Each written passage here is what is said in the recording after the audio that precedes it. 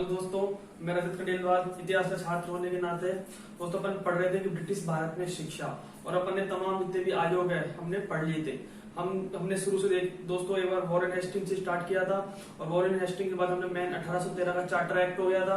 उसके बाद हम देखते हैं कि लोक शिक्षा समिति बन गई थी और हम देखते हैं उसके बाद में कि जो ये चार्ल्स वुड डिस्पैच बन गया था और उससे पहले मैकाले मिनट्स भी हो गया था।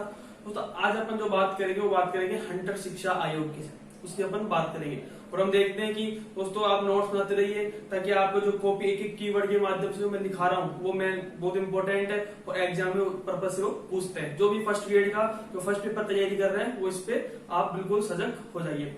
दोस्तों अपन आज बात करेंगे हंटर शिक्षा आयोग की। और दोस्तों हम देखते हैं उस समय था लॉर्ड रिपन। कौन था उस समय? लॉर्ड रिपन था। और हम देखते हैं कि भारत के लिए सबसे अच्छा जो गवर्नर जनरल है वो हमें इसे मानते हैं, इसे अच्छा रिपन, भला रिपन, सज्जन रिपन भी कहते हैं। और दोस्तों इसने हम देखते हैं कि 1882 के अंदर एक हंटर आया, इसने शिक्षा की प्रगति पर कुछ ध्यान दिया, भारतीय शिक्षा की प्रगति पर। और इसने एक व्यक्ति था डब्ल्यू हंटर, उसको बुलाया और उसने बोला कि इस शिक्षा पर इस पे काम कर। और हम देखते हैं कि इसकी अध्यक्षता में डब्ल्यू हंटर की अध्यक्षता में एक शिक्षा आयोग बना। ठीक है दोस्तों, एक 1882 के अंदर डब्ल्यू हंटर की अध्यक्षता में एक शिक्षा आयोग बन गया। अब इसमें क्या प्रावधान थे, इसके क्या उद्देश्य थे, इस पर अपन चर्चा करते हैं। दोस्तों इसमें जो इसका मेन पर्पस उद्देश्य था वो था प्राथमिक और माध्यमिक शिक्षा में सुधार करना। यानी जो हम देख रहे हैं प्राथमिक शिक्षा और जो माध्यमिक शिक्षा उसके क्षेत्र उसके जो उसमें सुधार करना था। अब देखते हैं इसके प्रावधान कौन कौन से थे।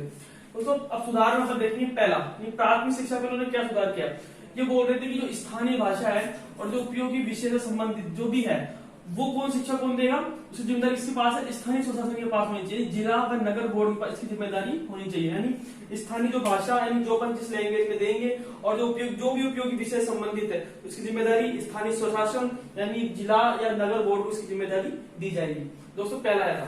दूसरा ये था कि जो प्राथमिक शिक्षा है इस प्राथमिक शिक्षा के लिए सरकार क्या लगाएगी? उपकर लगाएगी, यानी इस पर टैक्स यानी इस पर क्या लगाएगी? टैक्स लगाएगी इस पर। तो दूसरा पॉइंट ये था कि सरकार जो प्राथमिक शिक्षा के लिए सरकार उपकर लगाएगी।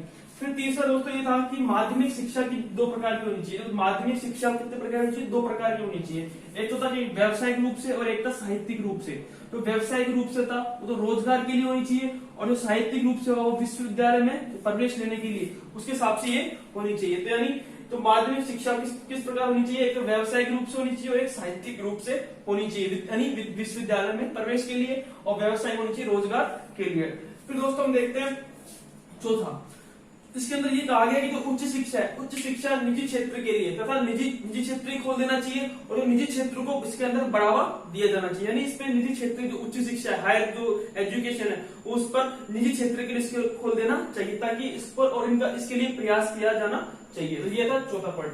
फिर दोस्तों पांचवा था छात्रों को शारीरिक व मानसिक शिक्षा पर बल दिया जाना चाहिए। ये था पांचवा पॉइंट।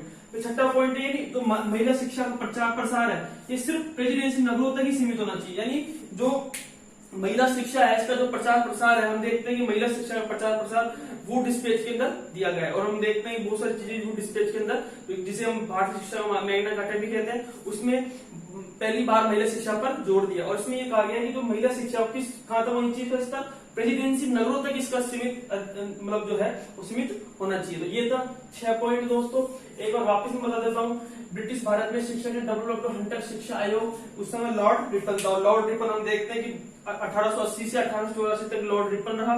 और हम देखते हैं कि ये भला रिपन, अच्छा रिपन, सज्जन रिपन इसकी एक टाइटल दिया जाता है। और हम देखते हैं इसके समय एक डब्ल्यू हंटर एक अध्यक्ष था, इसने बुलाया शिक्षा की प्रगति पर इसने काम किया। हम देखते हैं कि उस समय आयोग के कितने सदस्य टोटल 8 भारतीय थे इसके अंदर।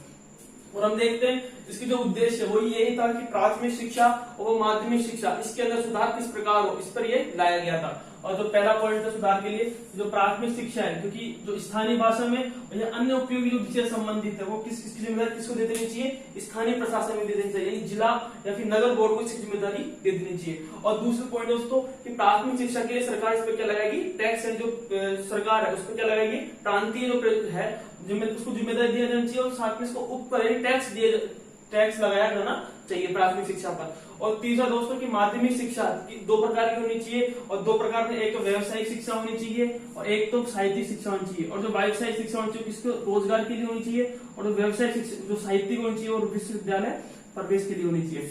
फिर है कि उच्च शिक्षा है वो निजी क्षेत्र के लिए तथा निजी प्रयासों के लिए उसको बढ़ावा दिया जाना चाहिए। ये था चौथा पॉइंट। फिर 5वां पॉइंट था कि छात्रों को शारीरिक व मानसिक शिक्षा पर बल दिया जाना चाहिए। फिर 6वां पॉइंट था कि महिला शिक्षा का प्रसार, जो महिला शिक्षा का प्रसार है, जो 1854 के अंदर जो रूट स्पीच के अंदर कहा गया था कि महिला शिक्षा को बढ़ावा दिया जाएगा, इसके अंदर ये कहा गया कि सिर्फ प्रेसिडेंसी तक इसको सीमित कर देना चाहिए थे। तो दोस्तों ये था W. हंटर शिक्षा आयोग, जो हम देखते हैं कि क्वेश्चन के अंदर पूछ ले कि इस समय कौन गवर्नर जनरल था, ये कब आया था, और इसकी जो 4-5-6 बात है, तो उसको आप नोट करिए और उसको याद करिए और कीवर्ड के माध्यम से इसको बार बार अपन इसको आप रीजन करते रहिए।